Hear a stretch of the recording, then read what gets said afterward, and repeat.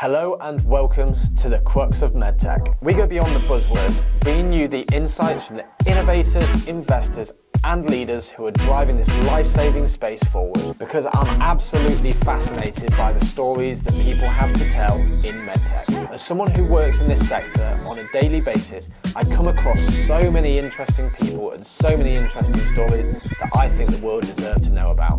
Welcome to the Crux of Medtech. Hello Paul, and welcome to the Crux of Medtech. Thank you, Henry. It's a pleasure to be here. Very much so. So before we dive into where you're at right now, it's really good to get a bit of context of who you are and how you got into this space. So how did you originally get involved with medical devices or medical technology? Oh, thank you. So I'm an engineer by training, Henry, and but actually in some ways a frustrated engineer. I think I can count 3 times in my life where I very nearly retrained to become a doctor of one form or another. I always had a passion for how do you do something valuable for the world?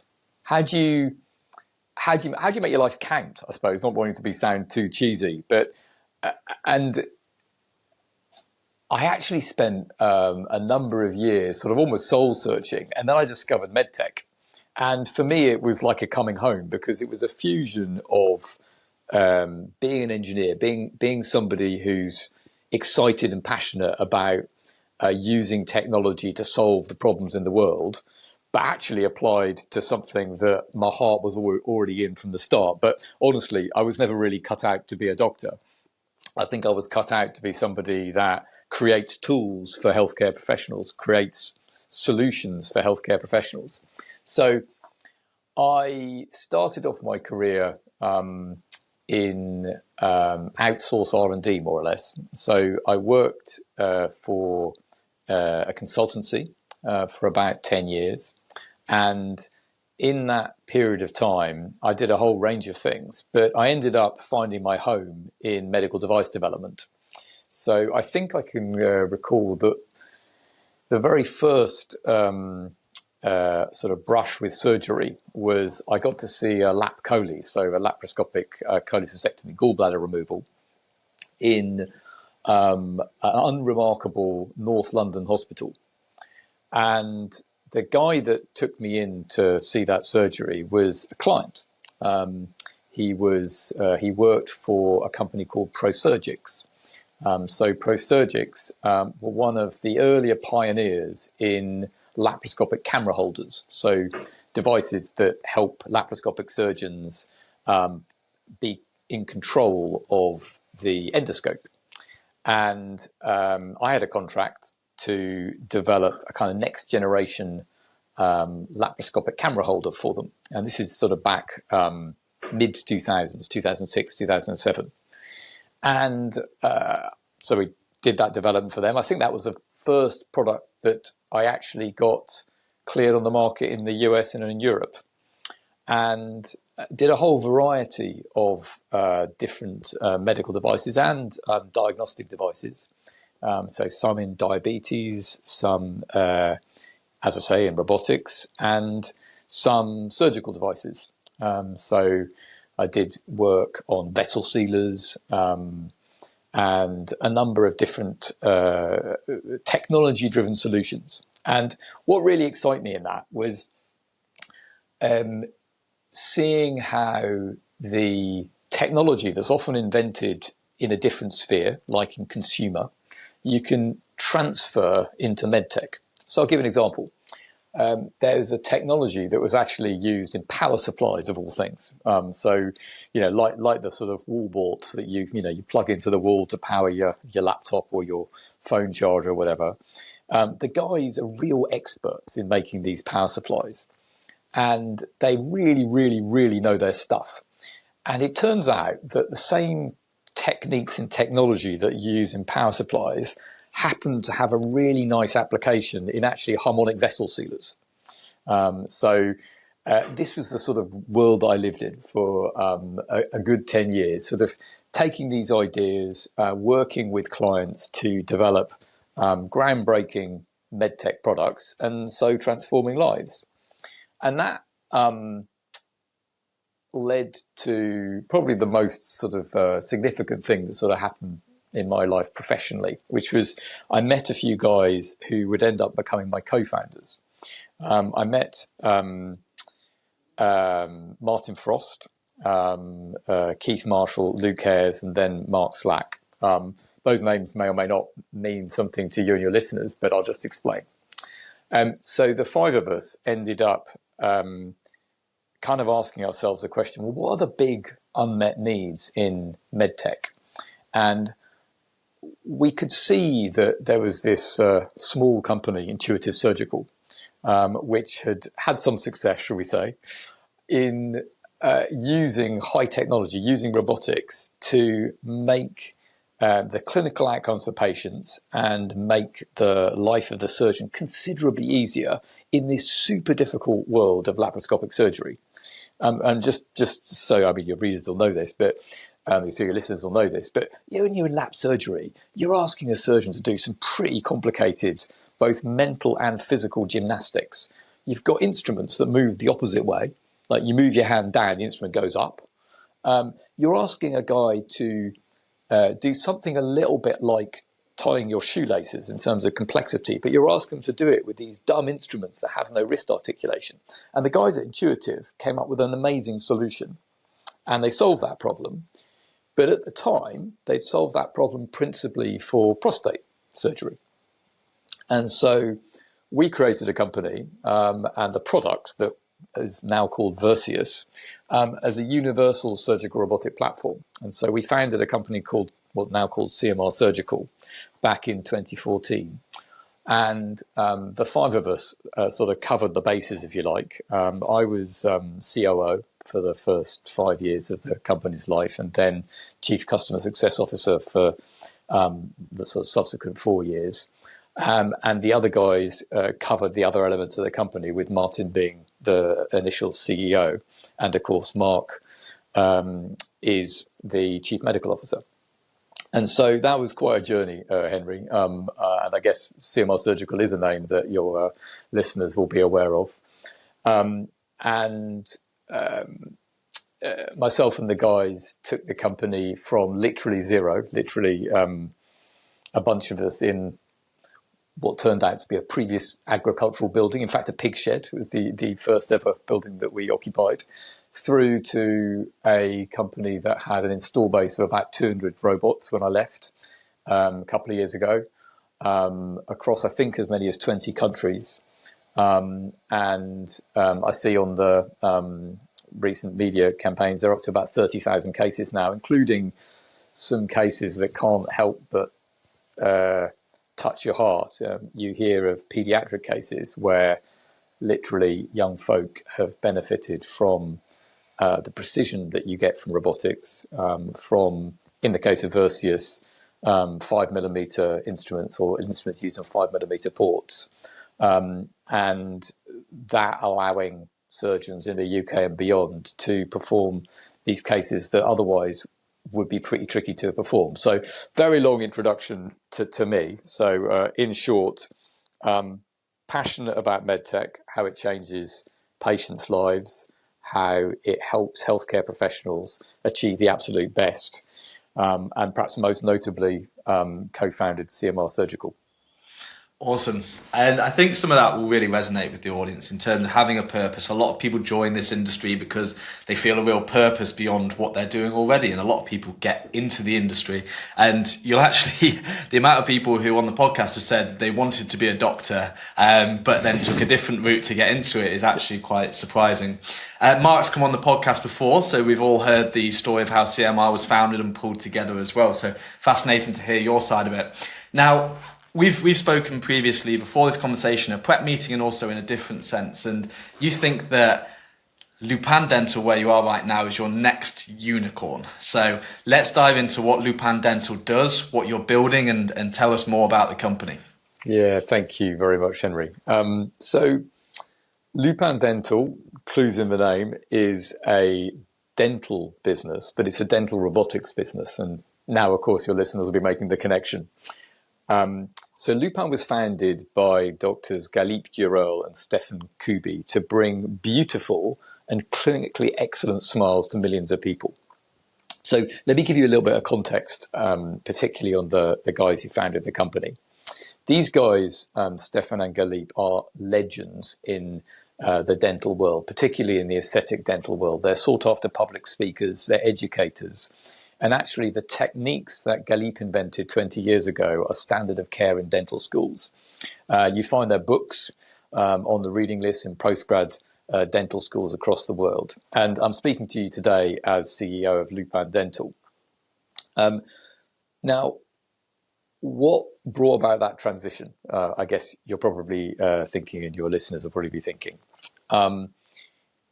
So, like I said, I'm passionate about technology making a difference to patients' lives, making a difference to doctors' lives. But why dentistry, and why aesthetic dentistry? Well, fundamentally, this is about the right application of technology at the right time.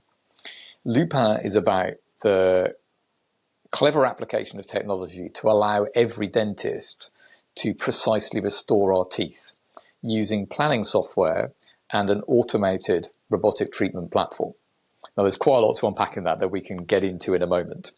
But firstly, I want to sort of deal with something that maybe a few people have picked up. Paul, hang on, you were doing surgery. You just mentioned pediatric surgery. Now you're talking about aesthetic dentistry. What's going on there? Well, my wife will tell you that I'm the least likely person to be involved in aesthetics.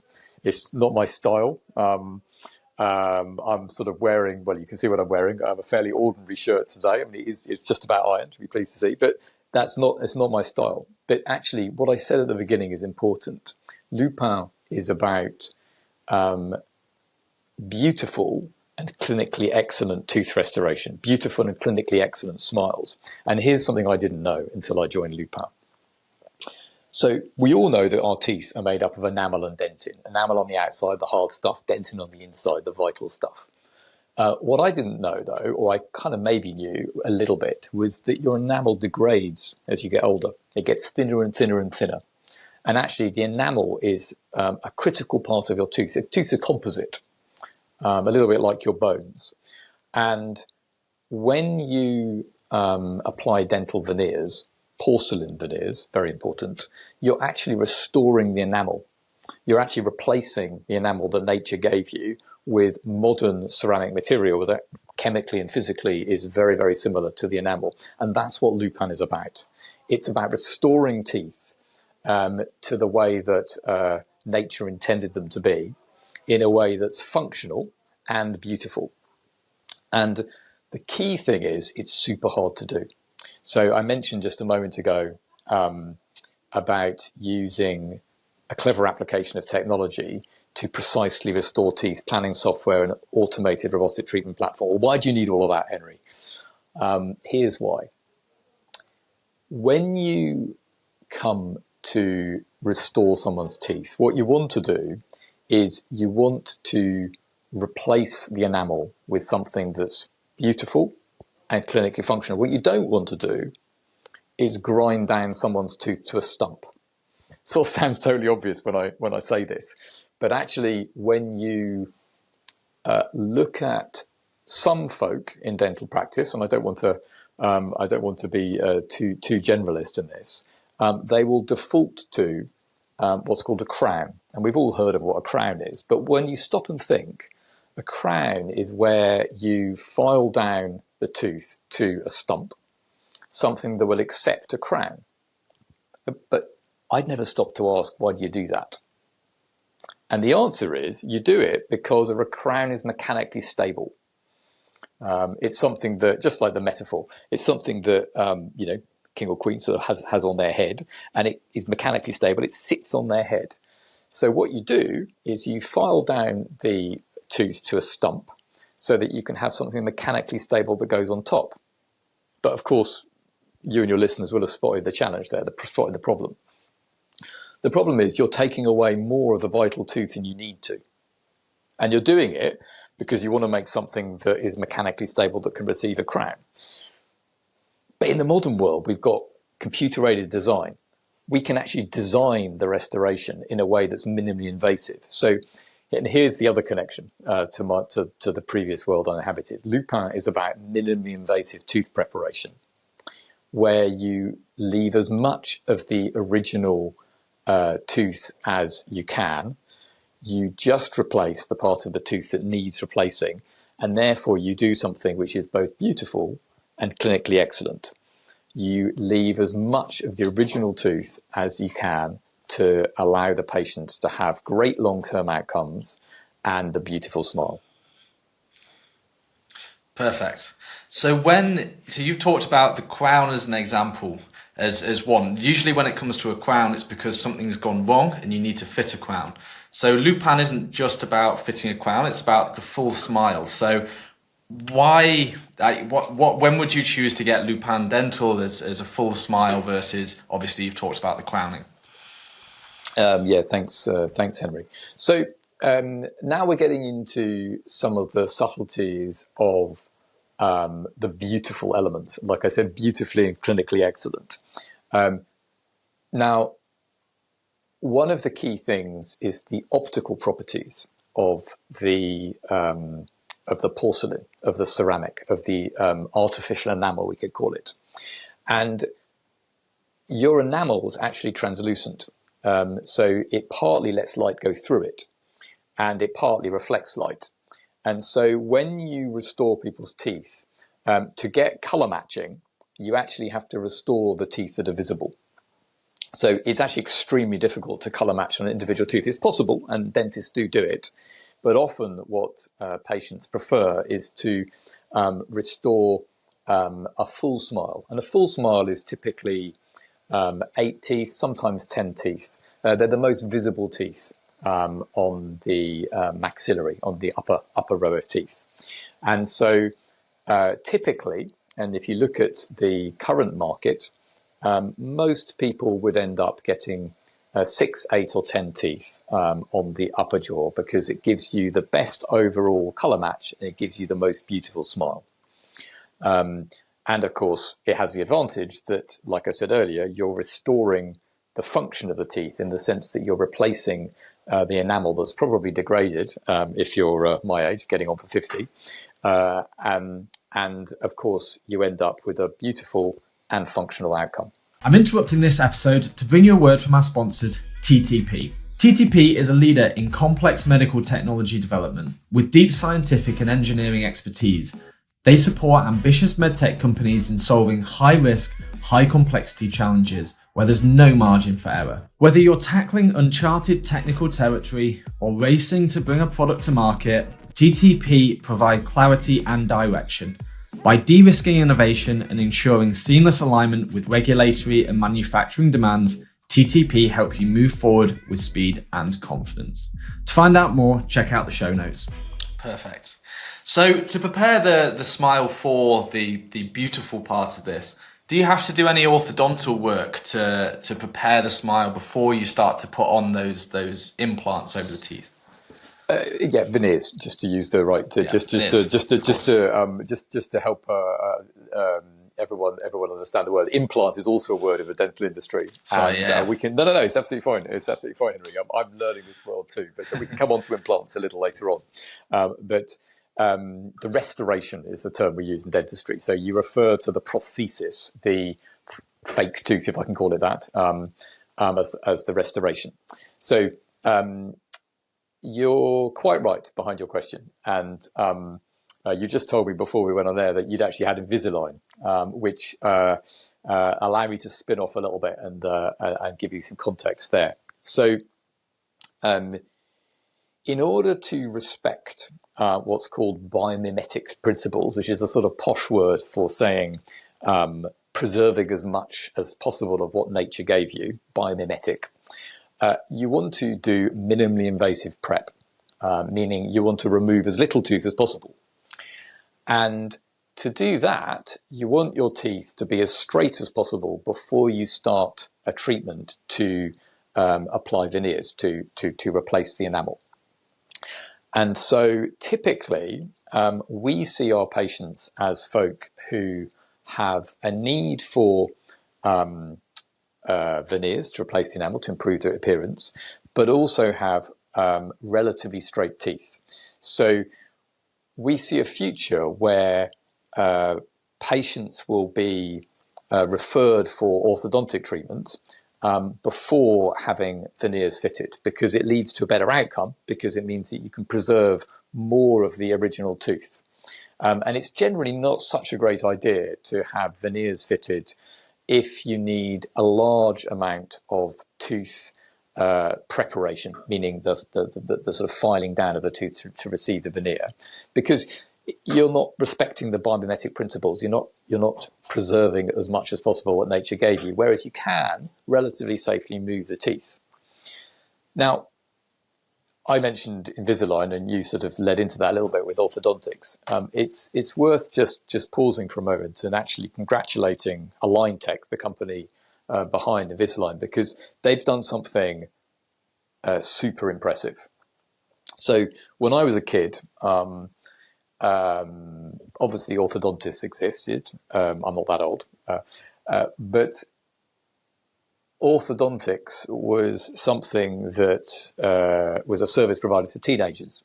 You got to sort of 12 or 13, and then you had to have your Trantrax fitted and sort out your teeth. So it was a market, yes, but it was a market that applied to younger teenagers. What Align Tech, the company behind Invisalign, realised was actually that's not the case. There is good reasons that you and I, Henry, should have straightened teeth. They look better, yes, but they also work better as well.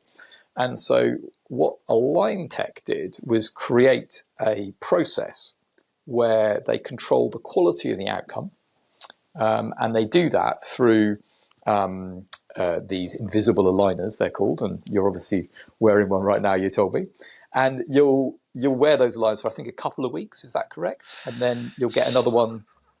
Yeah, so starts off with a couple of weeks, then 10 days, then 10 days after that. But just before we dive back into that, I also went through orthodontics as a teenager. So I did have the train tracks before. So start with the train tracks and was given basically the one kind of one kind of retainer once once I had finished that at 18 years old, going off on a ski season. You don't want to wear a chunky thing that goes off into the top of your mouth. You want something that's going to retain it easily. So there was lots of problems with that, which why now actually going back to the dentist and getting recommended Invisalign, it wasn't just for the aesthetics, although I wasn't necessarily happy with how one of them looked. It was because I was starting to wear one of the teeth because the bite has gone from straight down to a cross bite, which, so it's also like the clinical side of it is also there with the Invisalign. So yeah, there we go.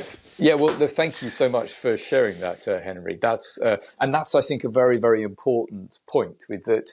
These treatments, like orthodontics, people can characterize them as being, oh, you're just trying to get a Hollywood smile. Actually, it's more complicated than that. And you've just talked about crossbite.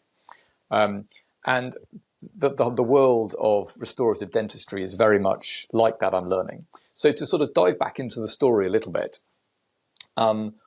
what the guys at Invisalign have done is they control the end-to-end process. So you've just described the sort of process that you're going through at the moment. And actually, we see some parallels with what we're achieving at Lupin Dental. And let me tell you a little bit more about the technology, because I've sort of alluded to planning software, and I've alluded to automated robotic treatment, but maybe it's time we dive into that a little bit. So, and I'll use a little bit of an analogy with Align Tech, with Invisalign. So the process you went through involved an intraoral scan. So your dentist would have scanned your teeth. And then the magic is that the guys at Align Tech then design these set of aligners, which they're going to send you, which gently straighten your teeth to get to a clinically excellent, and we trust aesthetically excellent outcome for you. And actually something very similar happens with Lupin. And we can maybe cover this a little bit more later on when we talk about where we're up to as a company and our the current patients that have benefited from Lupin. But let me walk you through the process. So in the same way that you had your jaw scanned before you started your Invisalign, a patient has their jaw scanned for Lupin. And that's where our so-called High Smiley app comes in. It's an app which uses tooth libraries simulate what the final outcome will look like.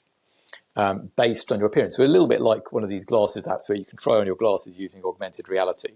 You can actually visualize your smile using CAD accurate tooth libraries. And we have a product in development, which is the pro version of that app, which links the whole system together. So you have your intraoral scan. You can visualize as the patient what your final smile will look like. And then you have the two elements. You have what's called your initial situation, your existing dentition, and you have your final smile, which has been designed by your dentist with some of the technical support from our software suite. And then we have what we call our smile prep machine, our Lupin robotic workstation. And what that does is it takes your initial situation, it takes your final smile, and it determines two things. It determines what the final restoration needs to be, what the shape and the design of it of, and I can say more about that in a moment. And then it also figures out and calculates what tooth preparation needs to be undertaken. And preparation, we're talking about gently filing down the surface of your tooth to receive the restoration. So what you end up with is a fit, sort of glove on hand, where you have a perfectly designed restoration in ceramic, in porcelain, and you have a prepared tooth that is precisely designed to mate with that restoration. And these are complex shapes. And this is the sort of the key behind it, is that a crown's a simple shape. They're actually called partial bonded restorations, is the posh term, the technical term for veneers. These partial bonded restorations are very complex shapes. Now, the problem that Lupin Dental solved is a problem that was, we would say, crying out to be solved, because so much of digital dentistry, the workflow in digital dentistry exists today. So I talked about the restoration. Well, actually, there are milling machines, and they are literally milling machines, which can create restorations today out of ceramic material from CAD. So today, your dental technician can design a restoration, and then that restoration can be fabricated by a dental technician using very precise CAD tools and CAD software, and then a milling machine to actually mill the restoration out of ceramic. But the missing piece is you can't apply that same technique to the other half, your actual tooth that's going to receive the restoration.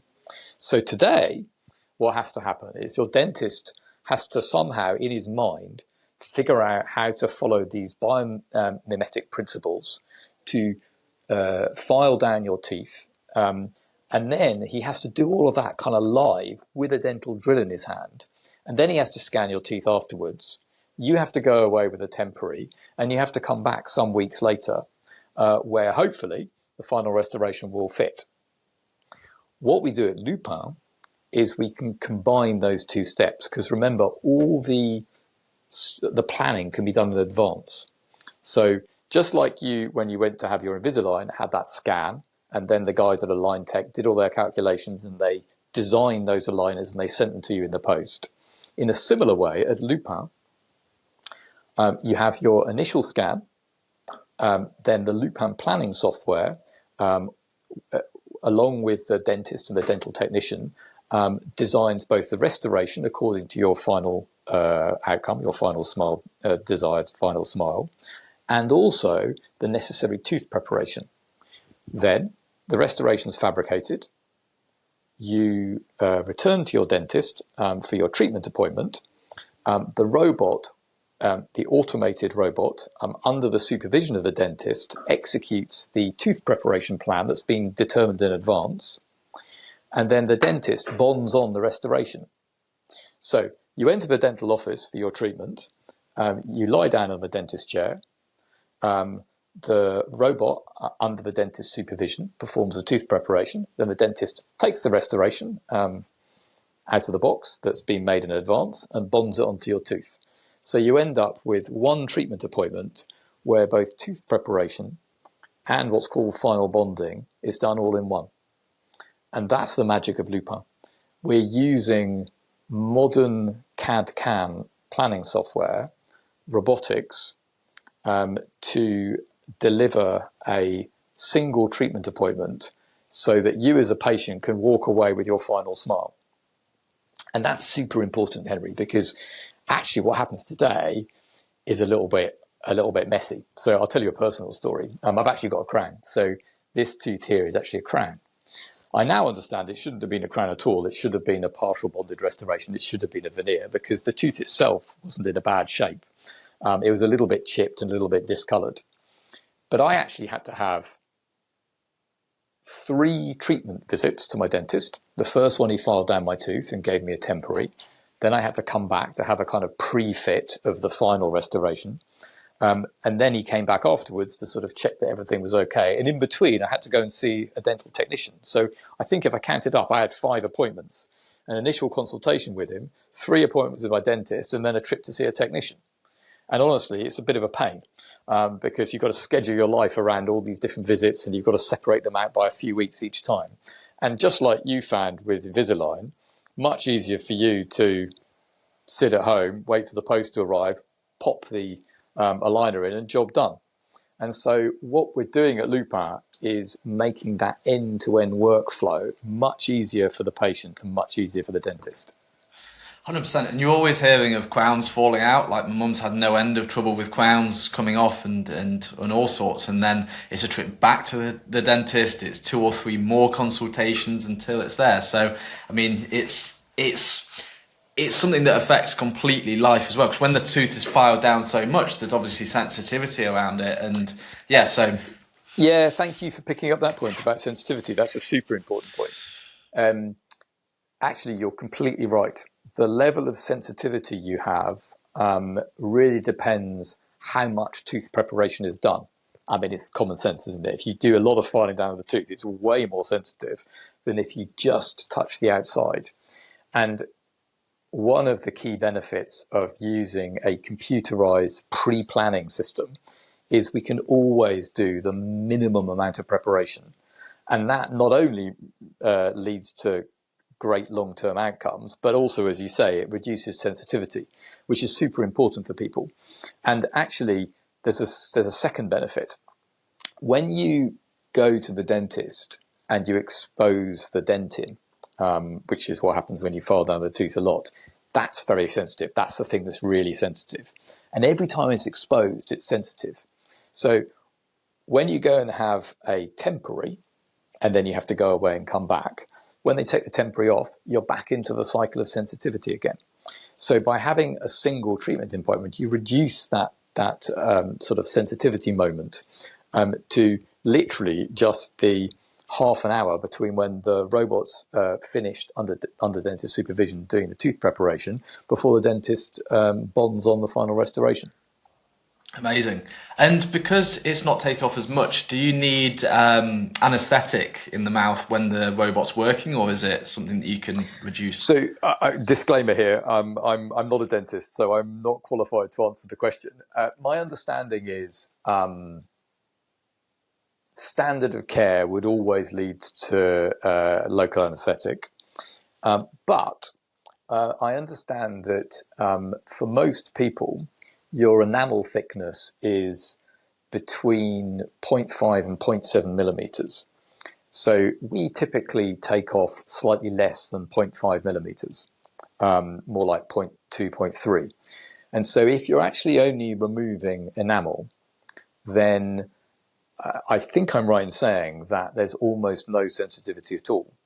Now, your readers will have to read the big disclaimer here, and that they need to talk to their dentist about this. I am not a healthcare professional. I'm not qualified to give detailed advice. But my understanding is certainly that there's significantly reduced sensitivity, and potentially, in some circumstances, there's no need for anesthesia. Awesome. And once the veneers are all fitted, how long do the veneers last? Is there an expiry date on them at all, or is it kind of forever? Yeah, thank you for that question. Well, let me give the short answer, which is a good 20 years. But let me unpack that a little bit. There's veneers and there's veneers, and this is part of the challenge that we have. So I'd love to take a moment to explain to your listeners the spectrum. So what some of the reasons that I think veneers have a bad rep is because there are less good ways of doing veneers. And you've noticed that I've said ceramic veneers or porcelain veneers, and I mean the same thing. And I keep saying that. But there are other material choices that are available, and they're not as good and they don't last as long. So if you have composite veneers, for example, it's much harder to get good long-term outcomes with composite than it is with dental ceramic, dental porcelain. So really what we're about at Lupin is using the best materials, and when you use the best materials and you do minimally invasive prep, studies have found that the 10-year survival is in the high 90%. So in fact, Philippe Gurel is one of the leading authorities on what leads to the best clinical outcomes. And it is to do with keeping the level of preparation low and using porcelain veneers porcelain laminate veneers is a technical term, for your material and process for restoration. So to say it quickly, 10 to 20 years, as long as you obey the minimally invasive preparation principles and you use high quality materials and you follow the right bonding protocols. Okay, awesome. Okay, so I think we've done a lot on the tooth. Is there anything you want to focus on the tech or about this technology at all before we move more into the business side? Well, I think it's perhaps useful just to for your listeners to get a little bit of a sense of what we're talking about here in terms of tech. I'm sure that will interest your listeners. So the tech itself is inspired by the world of orthopedic robotics. So your listeners will be familiar, no doubt, with knee, spine, hip robotic systems. And in fact, that's partly why the company was founded in Montpellier, because as you know, Montpellier is one of the centers of excellence in the world for surgical robotics, and particularly orthopedic surgical robotics, although now dental is very much on the map as well. And so the tech in orthopedic robotics is using a tracking system, so typically optical tracking system, so a camera-based system to track the position of the patient and track the position of the robot and make sure the two are completely lined up. We use the same technique in Lupin. And we in fact use, it's no great secret, we use Staubli as our robotic arm, which is a technology or company, that's used in the orthopedic surgical world. So the tech itself is about having a robotic arm which effectively acts like the dentist's arm, holding a standard dental handpiece, so-called the dental drill, if you will, and then following pre-planned trajectories under the supervision of the dentist and tracked with an optical tracking system camera, a little bit like the orthopedic surgical world. The bit I'd add to that is, in order to adapt the technology from orthopedics to dentistry, we had to solve some pretty major accuracy problems. The challenge is that in orthopedics, you're talking about millimeter accuracy. In dentistry, for tooth preparation for porcelain laminate veneers, we're talking about 1/10 of a millimeter. So we're talking about 100 microns or below 100 microns precision. And that's quite a big challenge. And so the brilliant team here in Montpellier and also in Istanbul, Turkey, we have two teams, had to overcome some major challenges in accuracy in order to be able to translate that technology from the orthopedic world and into the dental world. Okay, very, very cool. So let's move on to the business then. So what stage is the company at right now? You've talked about first patients treated. Let's talk about where the business is, how it's got to where it is. Yeah, thank you. So the business was actually founded during COVID, so about 4 years old, and we've made incredible progress over this period, and I can say that because much of it was not my doing. So I've been at Lupin for about a year, and a huge amount of excellent work was done by both the Montpellier team and the Istanbul team. What's happened in the last year is we've made that huge transition from a pure R&D organization to making it a clinical reality. So I speak to you today with, I think, 17 patients, smiling from sort of ear to ear with having received their Lupin treatment in India. So we have commercial approval in India. We received that just before Christmas last year. And we are just on the cusp, Henry, of doing our first commercial cases. So we started with a post-market clinical trial in India to gather regulatory evidence actually to support a European submission. And on that journey, we've treated patients. So we've just switched over to commercial cases in the last month or so. And we have done a couple of commercial cases so far, and we're just building that up slowly now. So we are delighted to be able to begin to have those patient testimonials sort of rolling in. And one particularly heartwarming testimonial that we got a few weeks ago was a lady who described how uncomfortable she was with the look and appearance of her smile, how she felt unable to or uncomfortable speaking in public because she felt so self-conscious about her appearance, and how that was totally transformed by her Lupin smile. And actually, in her case, she only had 6 teeth have the veneers treatment applied to them. And it made a huge difference to how she felt and in terms of her confidence. Another quick interruption to tell you about our sponsors, KUKA. KUKA is a global leader in robotics with over 25 years of experience partnering with medtech companies on their journey to market.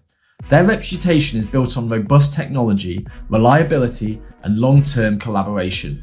More than a supplier, KUKA provides trusted support throughout the product lifecycle, from development to integration and beyond. For companies exploring robotic solutions, the KUKA LBR Med offers a ready-to-integrate, state-of-the-art option that meets the highest medical standards, without the need to build from scratch.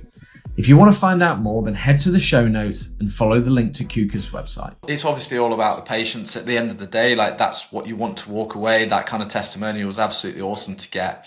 But what was it that drove the decision behind going to India first? Why go to market in India? Well, thank you, Henry. There's lots of reasons for that. And I think let me try and cover these in a structured way. So India is, as we both know, the world's most populous country as of today. It's also a country which is stable and growing, and actually it's a well-known but little talked about fact that India has more middle-class people able to afford a Western standard of healthcare than there are in the US. And that people go, wow, what an incredible stat. But well, actually, it's a stat that says India is a middle-income country. It actually has a significant middle and sort of wealthy class population out of a population of more than 1.3 billion. So there's something like 300 million people who can afford Western standard healthcare in India. So economically, India is on a sort of stellar trajectory and has a significant number of people who are willing and able to pay for Western standard healthcare. That's the first point. India was always part of our Asian market strategy. So we had identified 3 major markets for Lupin. The Asian market, the obviously European market, and of course the US. So why did we start in India? So one reason is because it's a great market. Second reason is because of the medical device regulation in India. So India has significantly developed its process for medical device regulation over the last 5-6 years. So it has a process today which is actually quite similar to the MDD, the Medical Device Directive, that we used to have in Europe, sort of a decade back or so. And with that, we can have confidence that the process is stringent and is appropriate, but maybe doesn't suffer with quite some of the pedantry, maybe would be a good word, that we're now suffering from in Europe under the MDR. And then I suppose the final, so I've sort of alluded in a way as to why, from a regulatory perspective, India makes good sense. But why not jump to the US? Because actually I suspect a number of folk you've had on this have started to explain that a common strategy these days is if you can 510k yourself into the US, why would you start in Europe? Because a 510k in the US is a 90-day process, plus a little bit of interaction time, as compared with 12 to 14 months, best case, for the MDR in Europe. And the answer is, in our case, that we followed the de novo pathway in the US, which is a lengthier pathway. And although we didn't know it at the time, we made the decision to go to India. The DOGE, the Department of Government Efficiency, if I've got the acronym correct, has done significant damage to the US FDA's ability to process applications. So we are slightly breathing a sigh of relief that we didn't immediately jump in with our de novo submission, because I think it's just uncertain today, Henry, how long that process will take. So for those reasons together, India is a supermarket for us, and it's the market that we are pursuing with a sort of dogged determination right now, whilst we refine our workflow and our end-to-end solution. Because remember that, as I explained earlier, we have a end-to-end solution that starts with the planning and starts with the awareness of the patient's final smile that they will end up with, and then follows that and supports the dentist and patient all the way through to the treatment itself. And so India is the ideal market for us to do our initial market launch, our limited market launch. We're going to focus on India for the next year, 18 months, whilst in parallel we progress in Europe, both actually in the UK and in continental Europe, and then after that switch over to the US. Okay, awesome.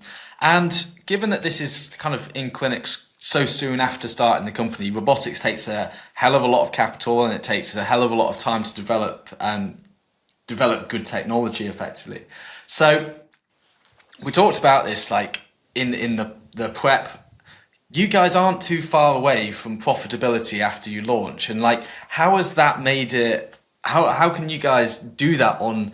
It's not a shoestring because it's a lot of money, but compared to other surgical robots that have spent hundreds of millions rather than how much you guys have had so far, how have you guys managed to do that in such an effective way? Thank you. It's a great question, Henry. So I think there's perhaps two parts to that answer. One of them is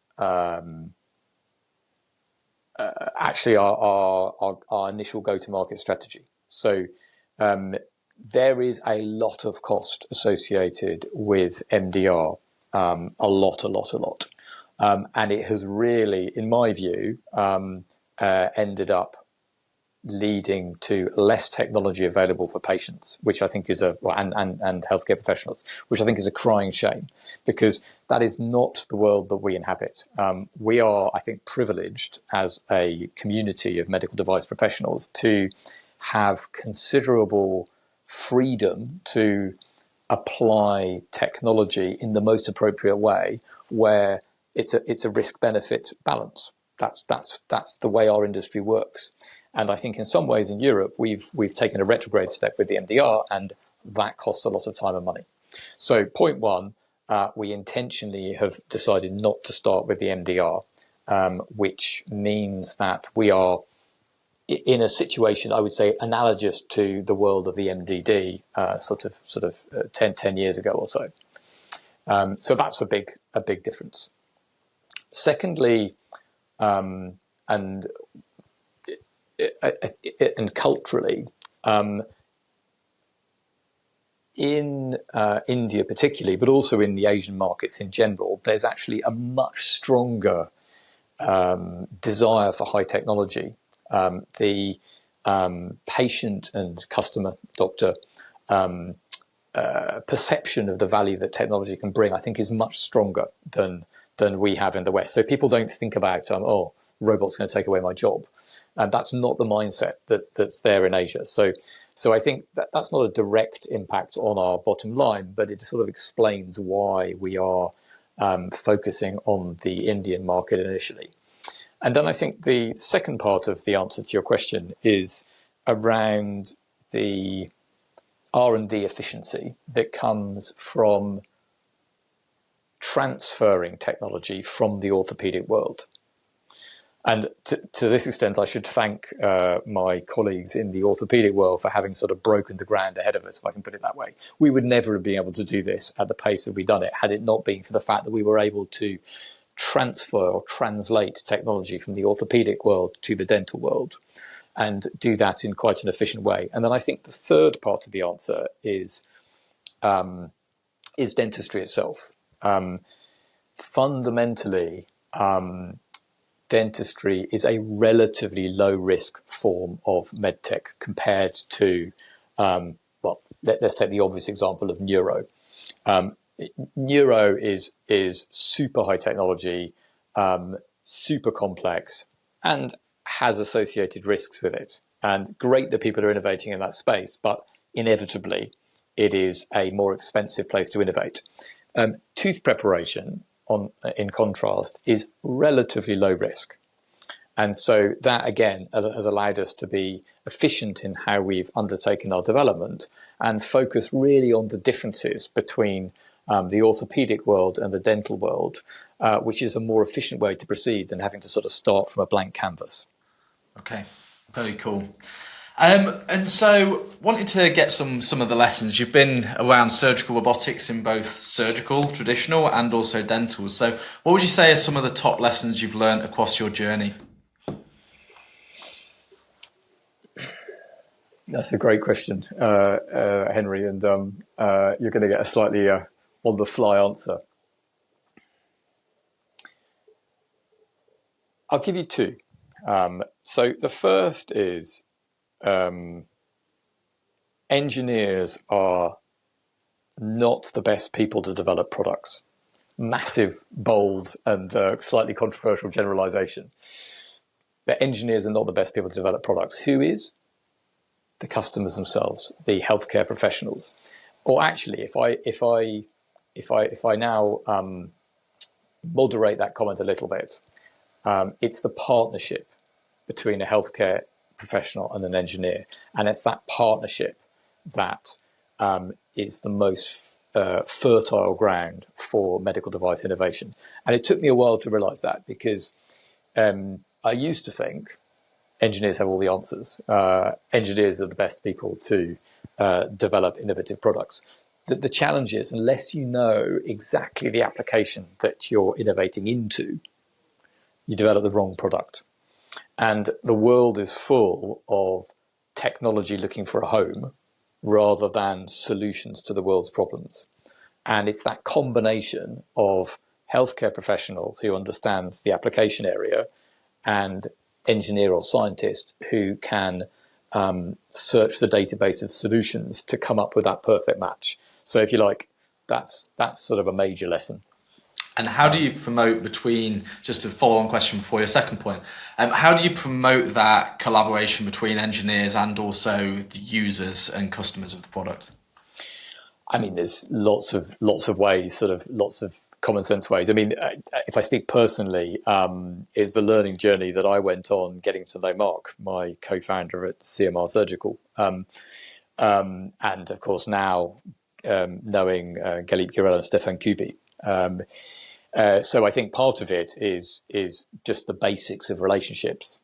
Make sure that your leadership team has those different bases covered, and that it is a truly collaborative interaction. And there are different ways that companies do that. And so one would be leadership team diversity. Another would be making sure that the distance, if you like, between R&D teams and end customers, healthcare professionals, is as narrow as possible. So, for example, I'm a big proponent of what's called product management or strategic marketing. People use different names, but that is the sort of discipline of having people with a technical background interact very closely with healthcare professionals in the space where the problem that you're trying to solve exists. Very good. Very good. And then you had a second. Now I'm going to remember my second point. If you can't, that's all good. No, I think my second point was about how do you get the balance between having a super clear plan that you stick to sort of religiously, and there's a lot to be said for that, and being able to iterate and adapt based on reality. And my sort of learning would be it's got to be both. One or the other is not going to work. You can't be directionless and continue to iterate, because that's no way to lead a company. It's no way to organize a productive group of human beings. But on the other side, you need to be able to iterate fast. And I think my sort of nugget and learning is the so-called, and I just say this with a little bit of a disclaimer, a fail-fast mentality.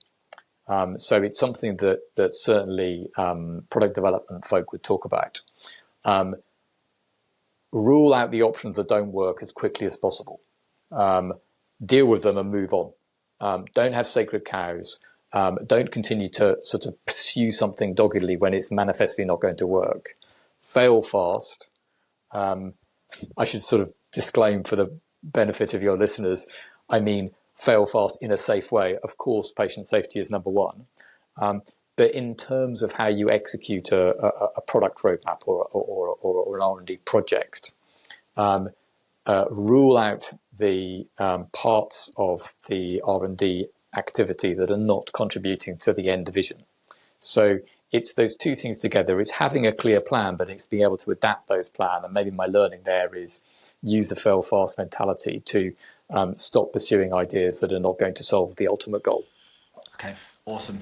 And just for final comments, is there anything you want the audience to know about Lupin, or anything at all you want to leave the audience with? So I think, let me try and sum up with this and say, at Lupin Dental, we are about enabling every dentist to give every patient beautiful and clinically excellent smiles. And we do that through smart application of technology. So if you're a patient, Lupin will be coming. Just look out for it.